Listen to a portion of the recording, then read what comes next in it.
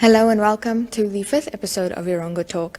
I am your host Irene-Mari van der Walt, and as I do every Tuesday, I will be bringing you the Erongo news from all over the region that will be in today's Erongo, as well as a T-Cross review that my colleague Adolf Kaure did, and your latest weather and tides, as well as a fishing report from Grumpy.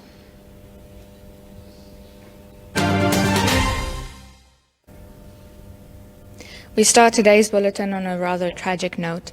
A 30-year-old Namibian male was found in the Mile 4 area after believably committing suicide. He allegedly visited Ocean Village North Apartments where he used to work, and he found his colleagues at work. Eyewitnesses say that he fired a shot at a colleague and intended to shoot more shots, but that the colleagues had scattered as they went along. His body was found with a pistol in his hand and a suicide note, so preliminary police investigations rule this as a suicide. On some less tragic but still not good news, a 21st case of COVID-19 was confirmed, and this time on the home front in Walvis Bay.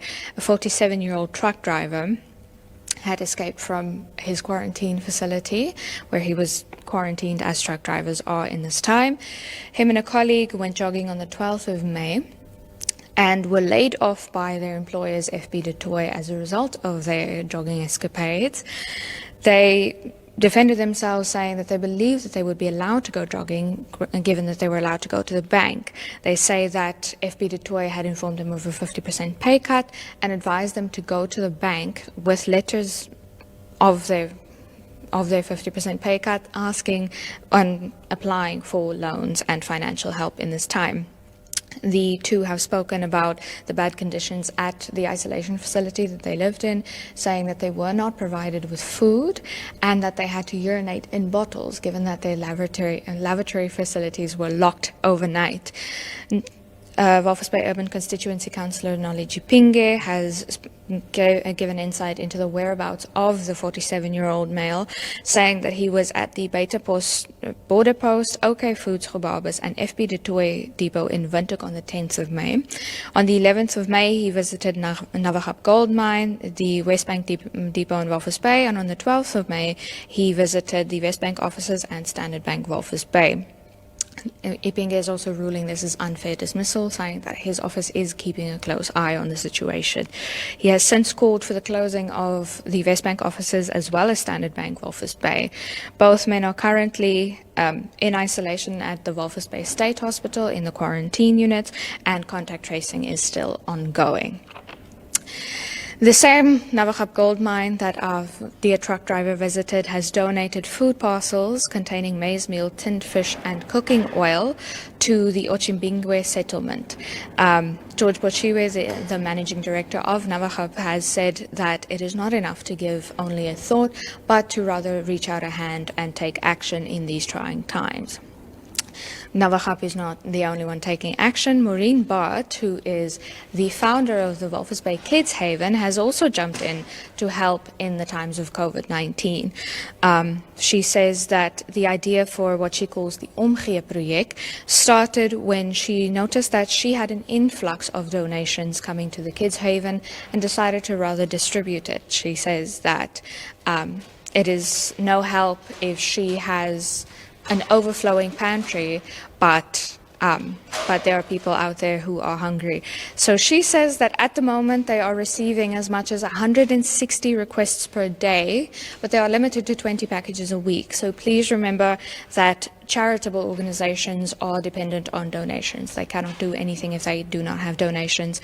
So please keep that in mind should you approach a charitable donation or be in state of helping one of these organizations.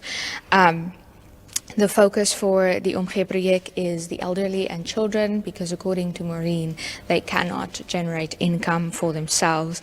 She says that they also work closely with a Better Life project that we reported on last week, and she says that George Willefeer very often takes over the babies that the Omgee project cannot care for. Lastly, we have a little bit of a glimmer of hope. Dance in Your Taal, a South African dancing show, has called on Namibians to enter for the 5th season. So Namibians have chance to enter up to the 31st of May, but this time it's going to be a little bit different. All the seasons thus far have been groups, and Charmaine Lawrence says, who spoke on behalf of the program, says that she never wanted to do solo. She would rather do groups. But in the time of COVID-19, plans had to be adjusted, and they're finally allowing solo dancers. This is not the only change. Dancers will be filming the show in their homes. So your audition is filmed in your home, you submit it, they choose their amount of dancers that they would like, and then the dancers will receive guidelines as to the quality of their video. For example, there should only be a background, etc., and then this will be put together into the program. And that's all for your news today.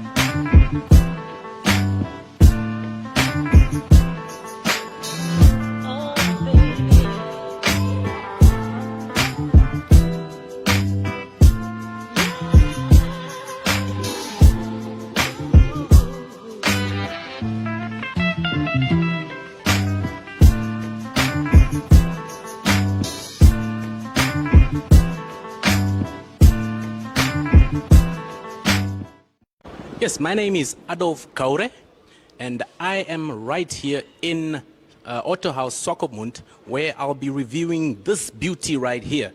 It is the Volkswagen T-Cross. Basically, this car is a cross between the Polo and the T1, here at Autohaus Swakopmund, which is in the middle of the central business district of Swakopmund, is where you can find this lovely car.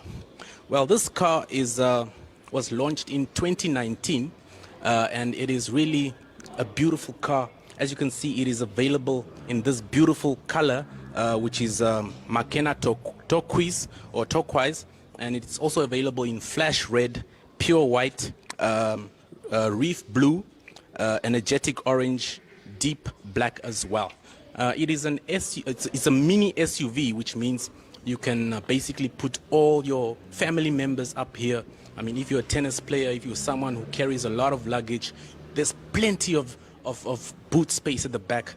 I mean, even if you're a mother, you can put your kids' things at the back as well. So it's really a beautiful utility vehicle right here.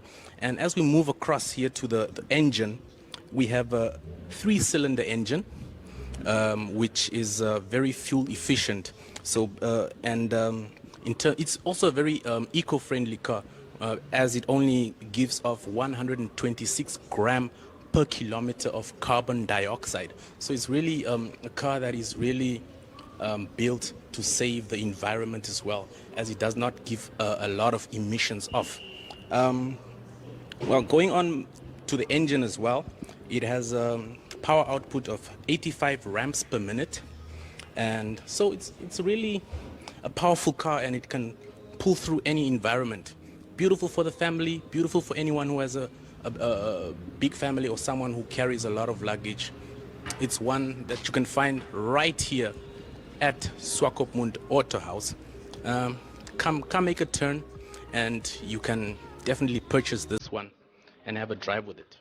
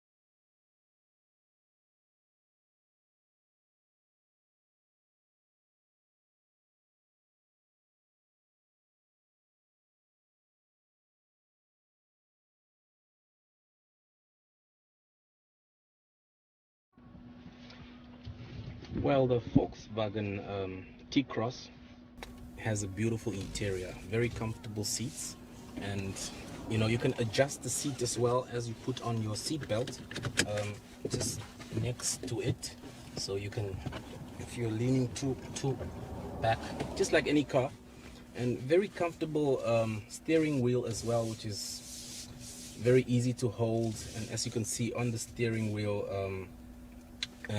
there's a lot of controls, so it has steering wheel controls, so you don't have to touch or move your hands away from the steering wheel. Radio, I mean, everyone loves radio, especially when you're driving on a long journey. What is better therapy than a good song on radio? And you can control this with this steering wheel control by reducing the volume, as I'm doing now. Yeah, that's what it is. Airbags, both sides. We've got good safety features. Also, this car has its airbags and aircon as well, for just like for any vehicle. If you're feeling hot, switch on the aircon. It can tell you the temperatures where you can increase or decrease it. And for my brothers who like smoking, yeah, you are sorted out. You are sorted. You can light your cigarette here, and once you are done smoking, if that's something, put your ashtray here, so you are good to go. So pretty much beautiful. And open that, we got on the passenger side, wow, look at that. When was the last time you saw something like that? You just put in your SD card, put in your CDs, you're good to go. I mean, you can get entertained. I think I rest my case. This car can do anything, even off-road. It is not to be underestimated. Automatic is the life. I don't even have to use my left foot. I feel so lazy, but it's a good type of lazy. I use my right foot to brake as well as to accelerate, so it's a lovely feeling. I feel like buying this car actually.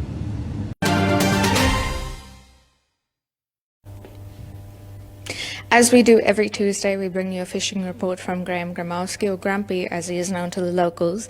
Grumpy says that this week, the closing of the Torre Bay campsite caused quite a bit of confusion among the fishermen.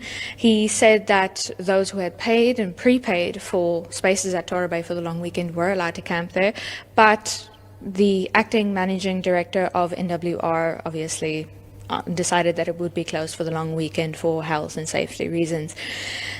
Grumpy says that choka and white mussel were the bait of choice over the past weekend, catching pan-sized steenbra and a number up to the 4-kilogram range. He says that anglers who used octopus as bait landed a lot bigger fish, weighing right up to 16 kilograms. He says that most anglers were lucky enough to catch all 10 allocated fish in the day, and that a certain Fritz Nazalowski and Dries van Zyl were the two lucky fishermen this past weekend.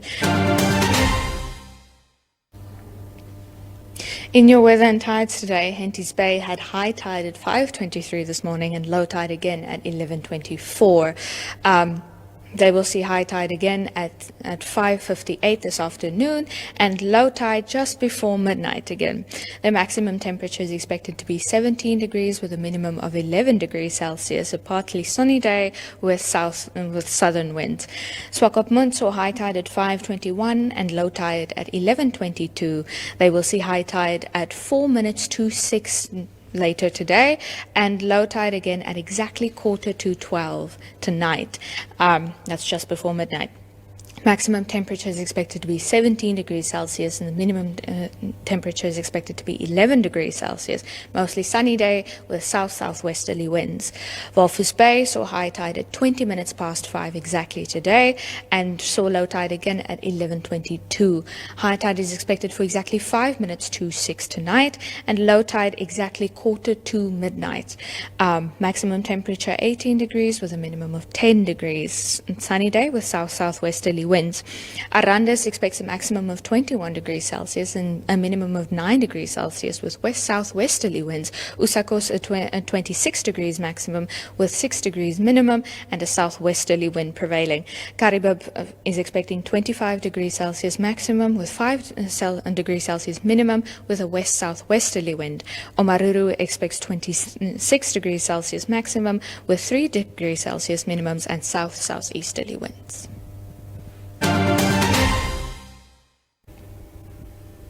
That's all for today's program. If you want to read the stories I discussed with you earlier, you're welcome to pick up today's Republican. Inside the Republican, you will find this week's Erongo. You can also, if you want a little bit more than the pages, secret between you and me, www.erongo.com.na. I'll repeat it, www.erongo.com.na.